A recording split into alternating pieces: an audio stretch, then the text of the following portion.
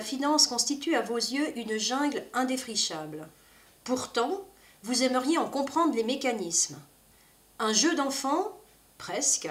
Il suffit de frapper à la bonne porte. Nous avons extrait 5 termes récurrents de la presse spécialisée ou généraliste et confié au professeur Tony Berada de l'Université de Genève le soin d'en donner une définition. Mission accomplie, jugez plutôt. Alors, parlons maintenant des SICAV. Une SICAV, c'est une société d'investissement à capital variable. C'est un synonyme de ce qu'on appelle généralement un fonds de placement. C'est une mise en commun de l'épargne d'un grand nombre d'investisseurs qui est destinée à un investissement plus diversifié. Prenons l'exemple d'un investisseur individuel qui souhaiterait détenir un portefeuille d'actions contenant plusieurs titres.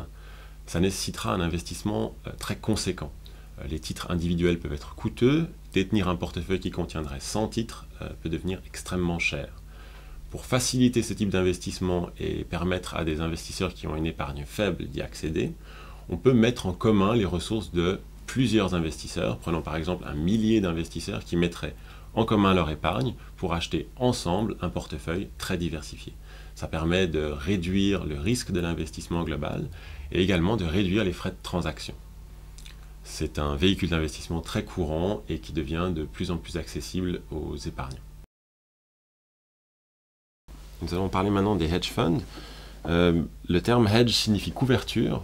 Historiquement, les hedge funds sont des véhicules d'investissement qui utilisaient des produits particuliers, des produits dérivés par exemple, des options, pour éliminer l'exposition à certains risques. Les stratégies de ces fonds ont changé depuis. Ils utilisent maintenant toujours ces produits dérivés, mais non plus pour diminuer les risques, mais pour prendre des expositions particulières à certains risques et parfois pour multiplier ces expositions. En ayant une exposition plus élevée à un risque spécifique, on augmente également la rémunération attendue et donc les profits potentiels associés à ces stratégies sont plus élevés. Les hedge funds sont réservés à des catégories d'investisseurs particulières. Les investisseurs dans les hedge funds confient un mandat très souple au gestionnaire, dans le sens où celui-ci peut déterminer de manière très souple la stratégie d'investissement et n'est pas obligé d'effectuer un reporting fréquent, c'est-à-dire qu'il n'est pas obligé de donner les capitalisations investies, les parts de portefeuille à des fréquences très élevées, journalières, hebdomadaires ou mensuelles, comme ce serait le cas pour un fonds de placement. Les hedge funds récemment ont utilisé énormément ce qu'on appelle l'effet de levier, qui consiste à emprunter de l'argent pour augmenter l'exposition du fonds et permettre des investissements plus importants et donc également des rendements potentiellement plus importants. Mais ça implique bien entendu un risque et une exposition à certaines sources de risque plus importantes. C'est pourquoi ces investissements sont réservés à des investisseurs qui comprennent les risques auxquels ils s'exposent. Et les hedge funds sont peu communs dans le portefeuille des épargnants traditionnels.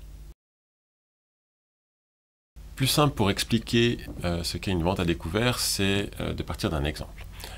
Si vous avez une vision à la hausse sur un titre, vous attendez à ce qu'il monte, vous allez bien évidemment l'acheter pour potentiellement le revendre plus tard avec un profit. Si vous avez une vision à la baisse et que vous possédez ce titre dans votre portefeuille, vous pouvez le vendre et le racheter plus tard à un prix plus faible, réalisant de nouveau un profit. Si maintenant vous avez une vision à la baisse, mais vous ne possédez pas le titre en question, vous pouvez effectuer ce qu'on appelle une vente à découvert. Une vente à découvert, c'est une opération qui consiste à emprunter un titre à un autre investisseur, le vendre sur le marché et s'engager à le racheter et le restituer à son détenteur initial à un horizon de temps fixé. Ce type de transaction passe généralement par un intermédiaire financier et pour pouvoir réaliser une transaction de type vente à découvert, il faut fournir des garanties très importantes. Généralement, ce type de transaction n'est pas possible pour des investisseurs privés, pour des particuliers.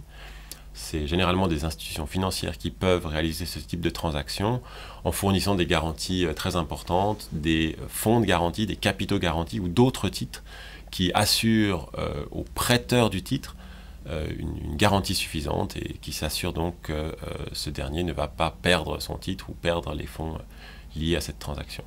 D'autre part, l'individu qui prête le titre est rémunéré aux manières d'une commission ou du versement d'un intérêt qui dépend de la valeur du titre qui a été prêté.